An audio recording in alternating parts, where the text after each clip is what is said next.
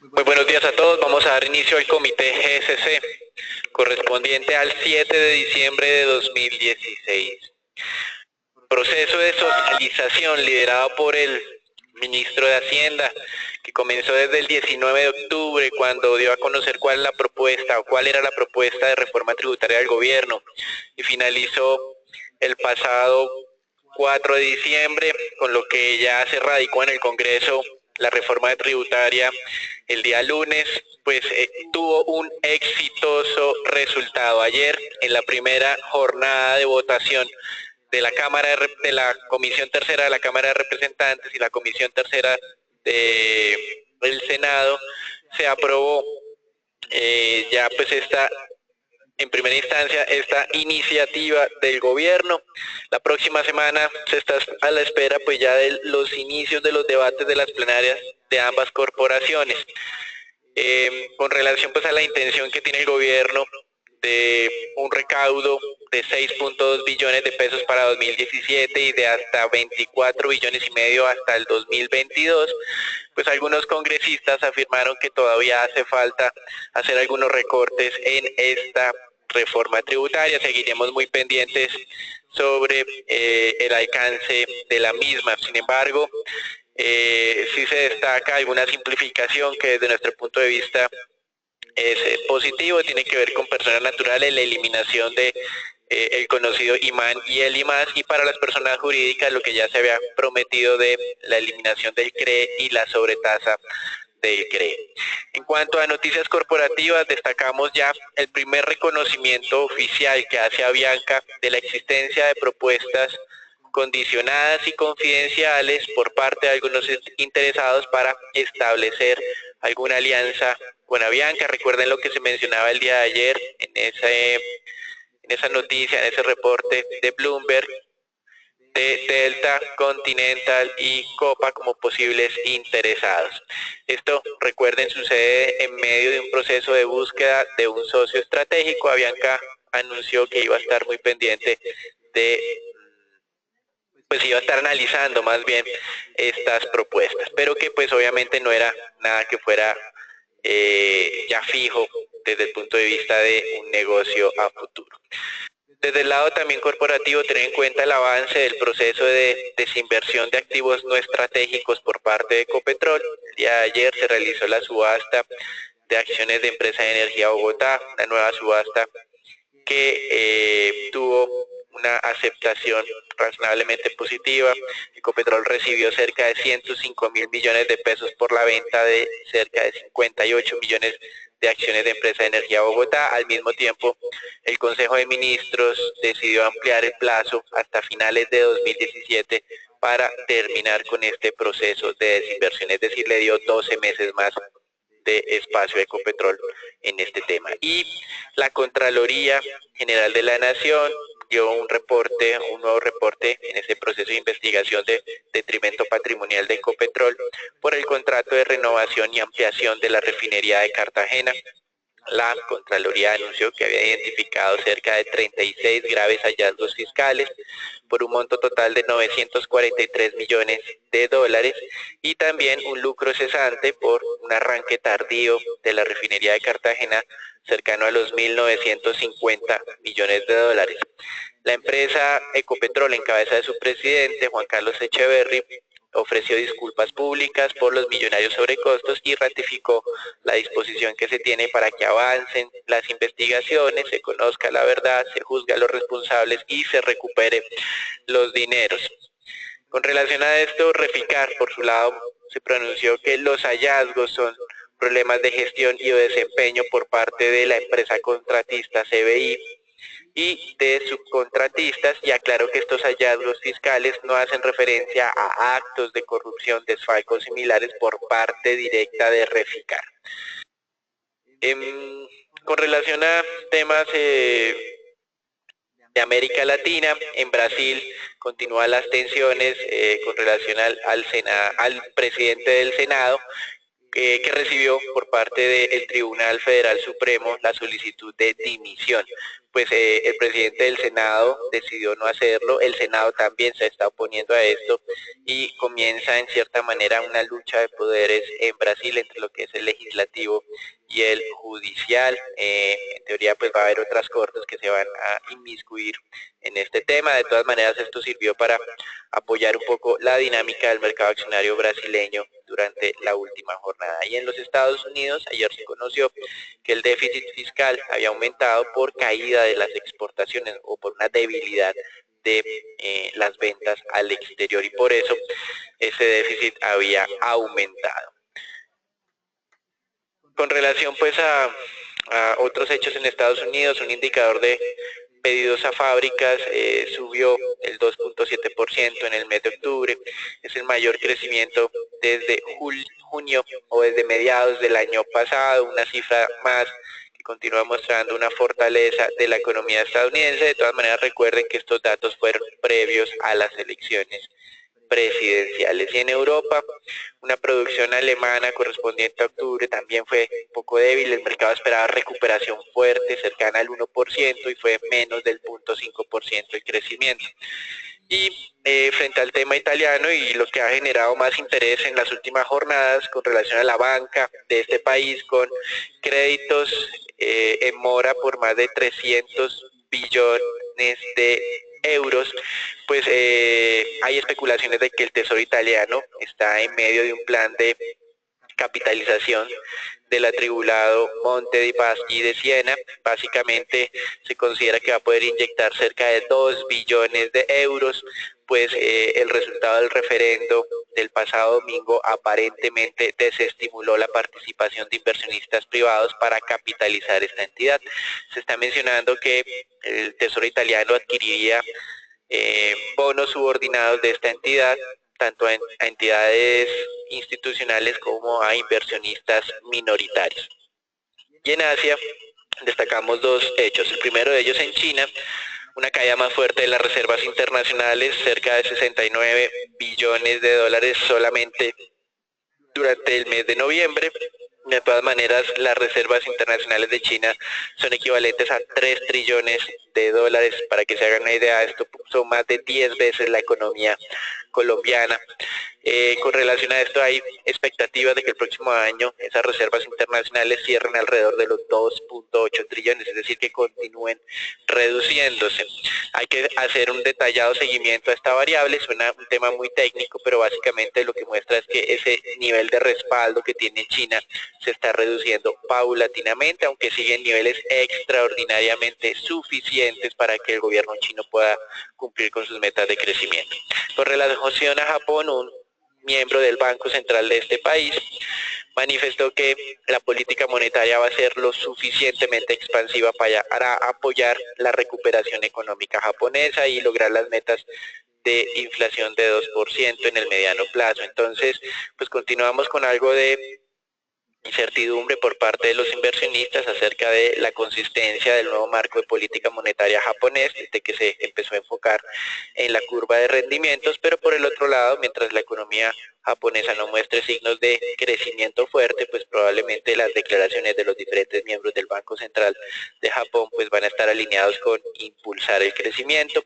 Una buena noticia se ha destacado, tiene que ver en Japón con la confianza de los industriales, que está alcanzando máximos para los últimos 12 meses aproximadamente, y de manera consecutiva se ha registrado 3 meses de ganancia en estos indicadores. Entonces es importante acá tener en cuenta esas cifras económicas de corto plazo. Para el próximo año varios analistas esperan una recuperación económica de todo el mundo, y pues las cifras previo a lo que fue el mes de noviembre, elecciones en Estados Unidos, así lo sugerían. Para que tengan en cuenta un dato importante en Inglaterra que tiene que ver con la producción industrial mensual o manufacturera, nos vamos a enfocar más en el tema industrial, pero recuerden lo que hemos mencionado, que de corto plazo el tema del Brexit no había generado ninguna presión. Pues bien, El día de hoy se ha conocido que la industria en términos anualizados en el Reino Unido está registrando una contracción superior ya al 1%. Si ustedes observan en esta gráfica que estamos presentando acá, es la mayor contracción del sector industrial desde el año 2013. En ese año básicamente se estaba registrando la recuperación luego de la crisis europea 2011-2012. Entonces, aparentemente esas expectativas de mediano plazo pueden ya estarse o estar reflejándose ya en datos duros un poco más que solamente en temas de confianza de los consumidores, que hasta el momento era como el único indicador que había registrado presiones consistentes a la baja. Para las próximas jornadas, tener en cuenta las publicaciones en Estados Unidos de solicitudes iniciales de desempleo del día de mañana. Hoy, más adelante, como lo va a mencionar Agustín, los datos de inventarios de petróleo. De todas maneras, tener en cuenta que el petróleo continúa alrededor de los $50 durante las primeras negociaciones del día de hoy. Y en Brasil, las cifras de inflación. En Colombia, recuerden las negociaciones del salario mínimo. Desde el punto de vista técnico, nosotros lo mencionamos ayer, con una inflación que puede cerrar este año alrededor del 5.6% y el próximo año del 4.1%. Seguramente la mesa de negociación se va a enfocar más bien en la inflación observada y no en la pronosticada. A eso le sumarán la ganancia de productividad y por eso hemos destacado un rango del 6 al 6,5 como el ajuste técnico. Sin embargo, muy probablemente pueda haber ajustes adicionales cercanos al 7%, aprobados por los empresarios, y esto supondría una presión adicional de inflación para el próximo año, pues los industriales, por supuesto, como ha sido característico, van a defender sus márgenes de rentabilidad. Con relación a los mercados accionarios, hoy, interesante, un mapa predominantemente positivo, ha sido como la característica, pero de todas maneras esos avances desde nuestro punto de vista siguen siendo muy moderados. Francia solamente 0.01%, Londres 0.02%, Alemania, cuando tomamos el indicador, también estaba positivo, pero muy cerca del 0%, es decir, una nueva jornada muy tímida desde el punto de vista de dinámica. Ayer, más bien, fue una jornada positiva para el sector bancario en Europa, que alcanzaba máximos para los últimos 11 meses, y en Italia, pues ese repunte del sector bancario de la mano de la especulación de que el Tesoro va a hacer una inyección de 2 billones de euros en esta entidad Monte dei Paschi. Al mismo tiempo, hoy se dio a conocer, bueno, entre el día de ayer y el día de hoy, un recorte adicional por parte del Credit Suisse en cerca de 1 billón de francos, y esto ha impulsado la negociación de este emisor. Entonces, en términos generales, se mantiene como esa visión un poco tranquila del mercado posterior a lo que fue el referendo italiano, y por otro lado, un impulso adicional a lo que es el sector financiero, y en este caso por las especulaciones de inyección de capital por parte del gobierno italiano, algo que no se consideraba viable hace cerca de una semana. También tener en cuenta el avance de acciones en Estados Unidos del sector telecomunicaciones, AT&T casi 2%, Verizon más del 1% durante la última jornada, y con un Standard & Poor's 500 con una buena evolución. Vamos a darle espacio a Agustín para que continúe el análisis de los mercados accionarios. Eso es todo por ahora. Los dejamos con Agustín. Bien, buen día para todos. Efectivamente, los mercados amanecen bien positivos por las buenas noticias. Pues el mercado está tomando de muy buena manera esta noticia que menciona Daniel del Banco Monte dei Paschi. Adicionalmente, durante la semana se han observado valorizaciones, como lo habíamos alertado desde el día de ayer, movimientos importantes que se están generando flujos de dinero que van hacia los bonos y hacia las acciones del sector financiero de manera puntual. Algo de retrocesos se están observando esta mañana en los mercados o en las acciones del sector de energía. Digamos que ese cambio de activos continúa a estas horas de la mañana. Bien interesante destacar ese avance de más de 2% esta semana en las acciones del sector financiero. Realmente las apuestas se están realizando Las apuestas se están realizando sobre el programa de expansión cuantitativa del Banco Central Europeo que va a ser anunciado el día de mañana. Por esa razón los inversionistas han decidido tomar o retomar posiciones fuertes en bonos, sobre todo bonos europeos emitidos por gobiernos, y eso pues ha generado esta mañana alguna valorización importante en las monedas de Europa. Y también algo de movimientos que han valorizado, los bonos de estos países. Lo que tiene que ver con el mercado de Estados Unidos, pues continúan ganando terreno las acciones del sector financiero. El día de ayer telecomunicaciones también era un sector que estaba repuntando muchísimo. Algunos comentarios de Donald Trump estaban favoreciendo el desempeño de este sector de telecomunicaciones. Daniel les hablará un poco más adelante de los detalles de estos comentarios. Importante destacar aquí dos cosas. El indicador nuestro continúa mostrando un mercado comprador, lo más interesante es ver cómo se está rompiendo, se está consolidando la zona de los 2.200 puntos. Esa zona que había sido atacada anteriormente sin éxito, pues está logrando entonces esta mañana consolidarse en la parte superior. Bien, por ahora, el día de ayer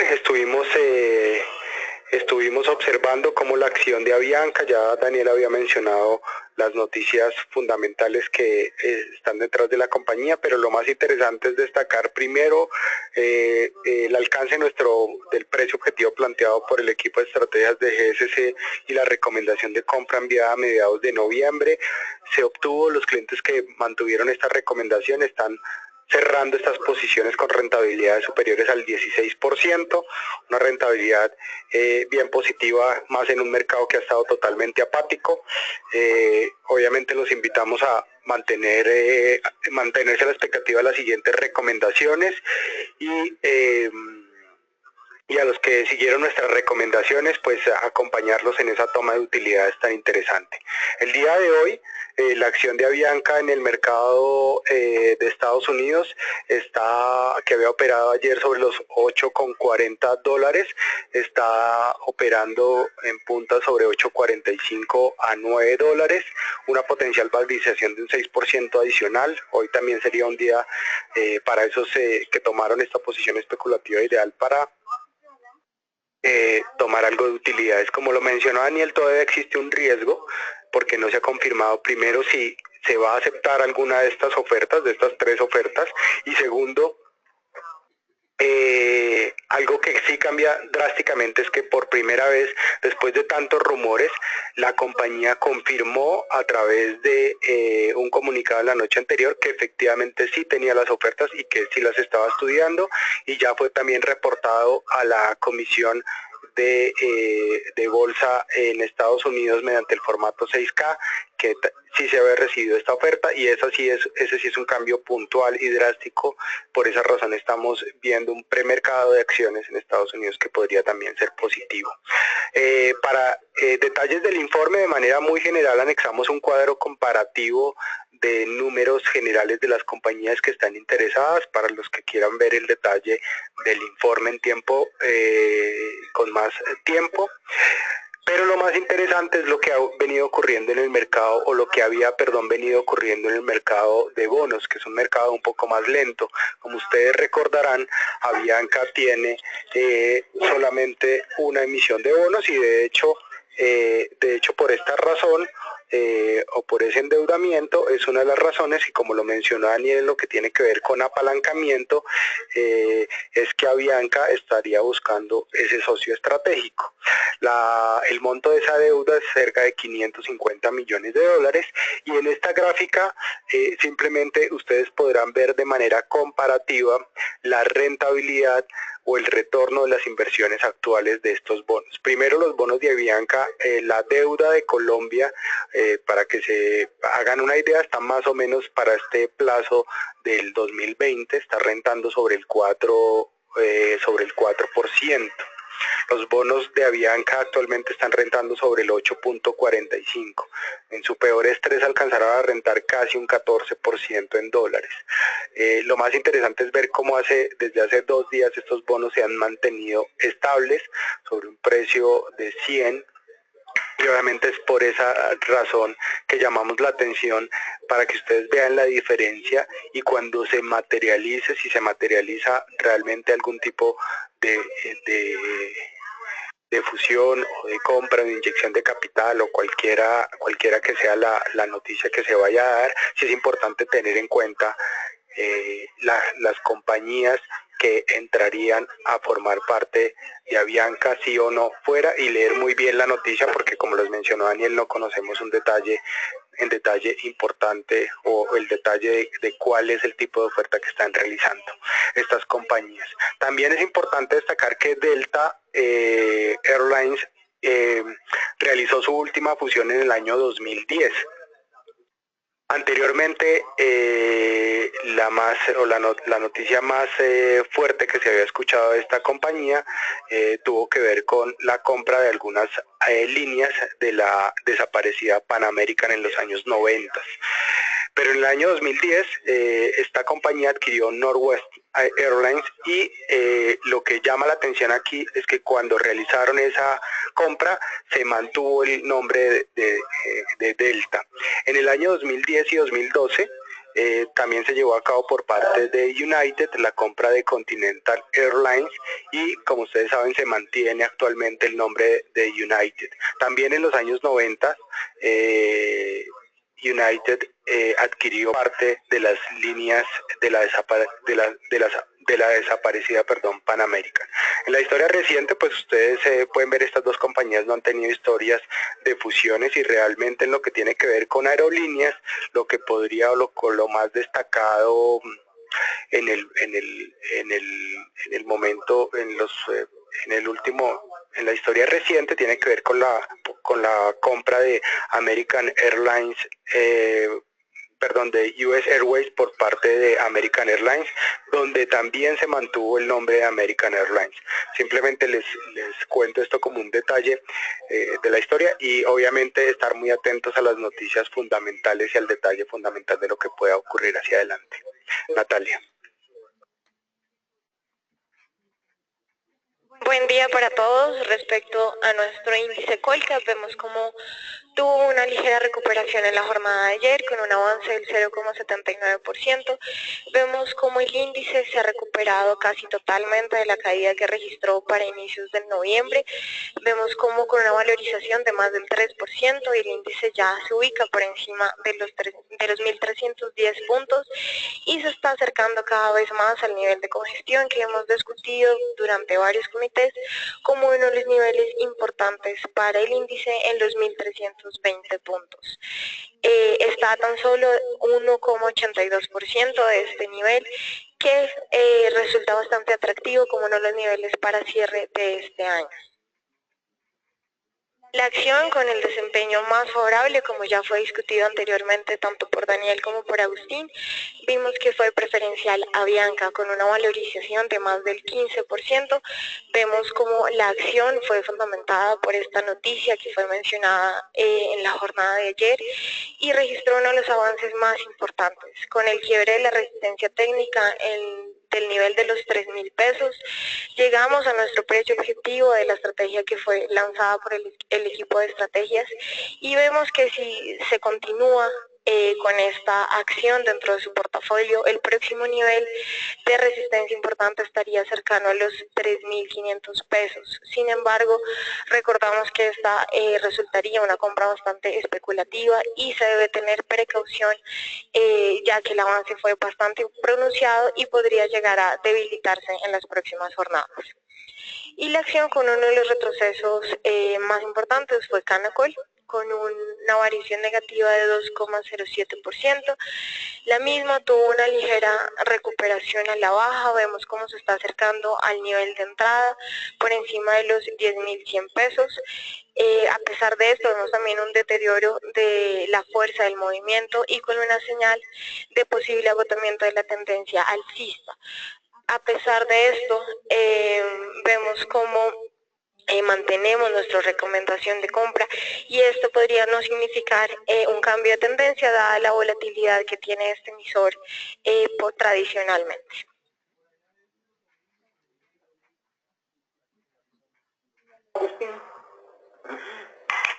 Buenos días para todos. En cuanto a anuncios corporativos, 3 anuncios corporativos ya ampliamente mencionado por Agustín y Daniel. Para no ser repetitivo, en Avianca, pues por primera vez la compañía acepta que tiene ofertas en su poder y que en este momento las está analizando. Y eso fue, pues, digamos que el anuncio en New York Times fue lo que impulsó el precio de la acción el día de ayer. Nuestra estrategia reporta una utilidad puntual de un 20%. En básicamente un mes y 3 días, una recomendación digamos que bastante exitosa para un mercado como ya lo dijo Agustín, bastante digamos quieto o lateral durante los últimos 3 meses de mercado. Entonces simplemente hacer la cuña aquí otra vez, una rentabilidad de un 20% en lo que fue un mes y 3 días. En cuanto al anuncio corporativo de Ecopetrol, pues Ecopetrol vendió el 67% de las acciones que poseía sobre EEV de manera exitosa. El precio de venta de estas acciones fue de 1.815 pesos. Importante mencionar acá que el restante de acciones se pueden vender inclusive hasta el 31 de diciembre del 2017, teniendo en cuenta una extensión del periodo para subastar que se aprobó recientemente.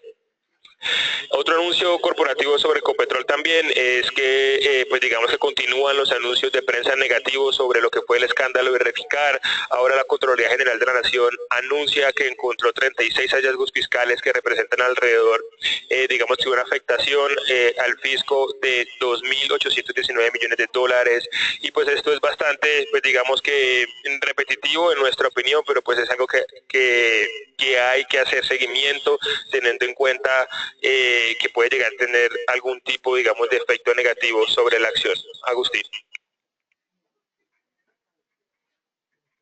Aló.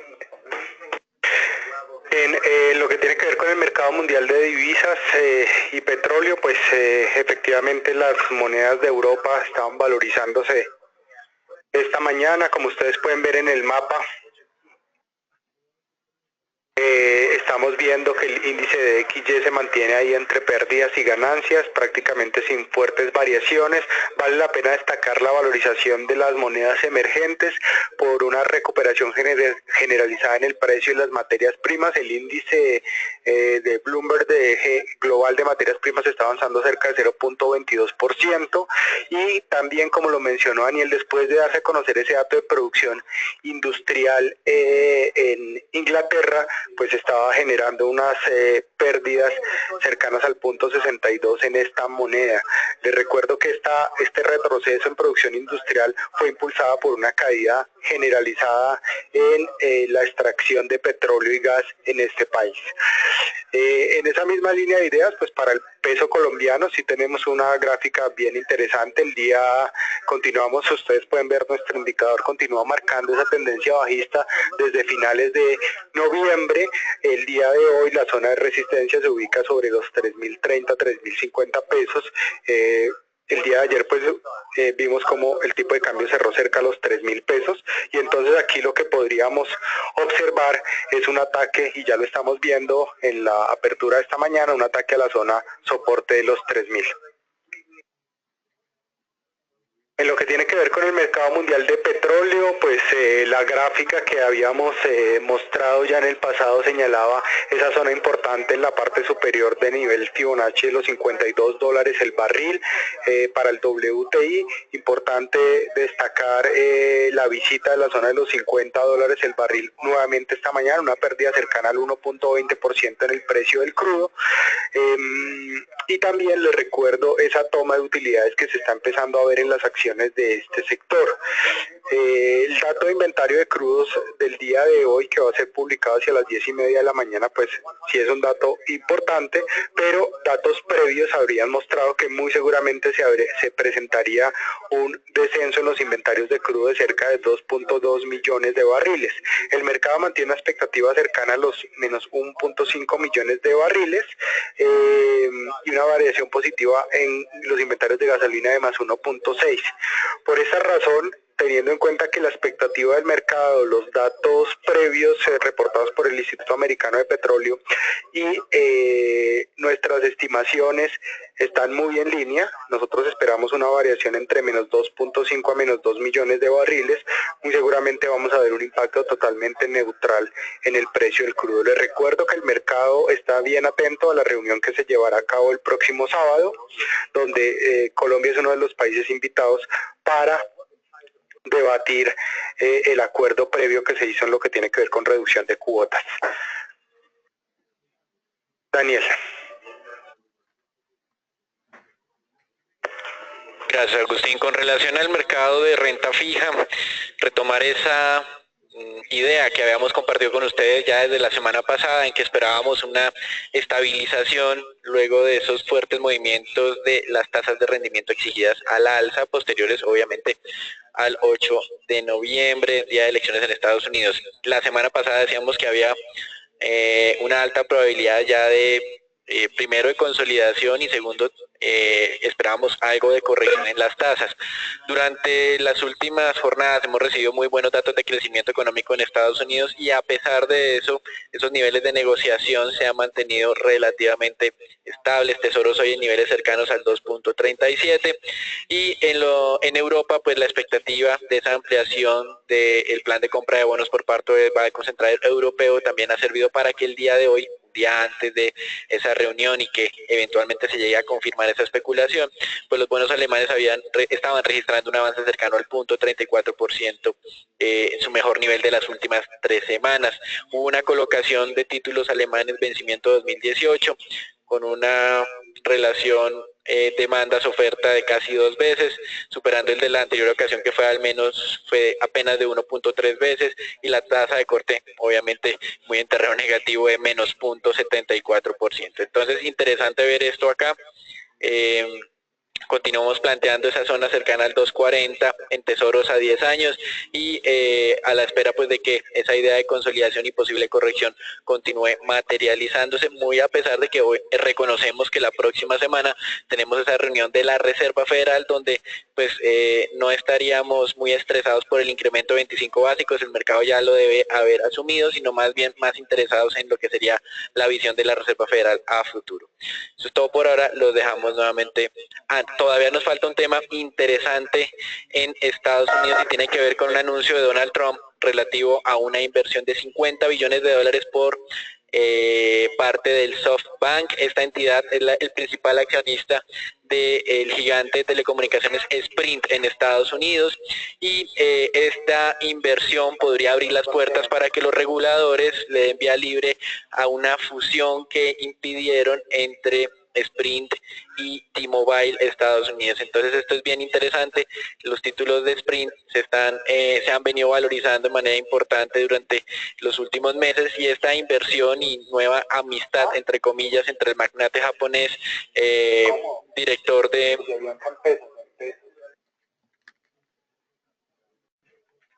y este inversionista o este director del SoftBank pues está mostrando la posibilidad de buenas noticias a futuro pues con este emisor. Ustedes están observando aquí la dinámica de la acción y también al mismo tiempo están observando la dinámica de un bono de esta entidad con vencimiento 2022 que a comienzos de este año estuvo muy cerca al 65% del valor nominal y actualmente se está acercando a lo que se conoce como par o 100% del valor nominal. Eso es todo por ahora, los dejamos nuevamente con Agustín. Bien, también recordarles en lo que tiene que ver con el mercado de bonos, hace cerca de unos 4 meses el área de estrategias también envió una recomendación de compra sobre los bonos de Avianca en pesos, unos bonos de corto plazo, y sobre esa estrategia de manera particular pues también estar muy atentos a las potenciales valorizaciones adicionales que se presenten en estos bonos.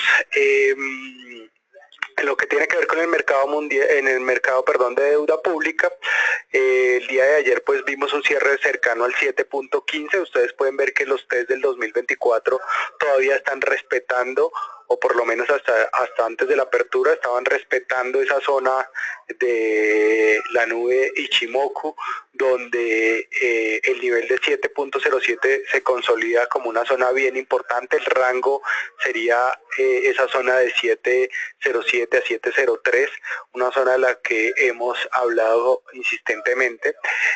Sin embargo, pues hay que tener en cuenta que la valorización de bonos a nivel global, la valorización también de monedas emergentes y los comentarios de Mark Mobius, que es el gestor y presidente ejecutivo de Templeton. Les recuerdo que esta persona, que tiene ya cerca de 80 años, es prácticamente el fundador de los bonos de esta compañía. Es gestor adicionalmente de cerca de 50 fondos más dentro de este grupo, y pues es un reconocido gestor de inversiones a nivel global. Esta mañana este personaje pues mencionó a Colombia como un país destino para el año 2017. Por esta razón, pues mantenemos nuestra visión neutral, pero pues obviamente hay que estar muy atentos a el impacto que tengan los comentarios de este personaje que, como les menciono, es bien reconocido a nivel mundial, y el impacto que esto podría tener en el mercado de deuda pública. Esta mañana los títulos amanecen operando cercano al 7.10. Y no descartamos pues entonces la visita a esa nube Ichimoku en el rango de 7.07 a 7.03. Les recuerdo que en diciembre, el 15 de diciembre, a partir del 15 de diciembre, se va a llevar el debate en la plenaria del Senado de la reforma tributaria, y es el único, digamos, dato que tenemos pendiente para potencialmente cambiar nuestra visión neutral más adelante. Eso es todo por el día de hoy. Gracias por asistir al Comité de Estrategias Diario GSC.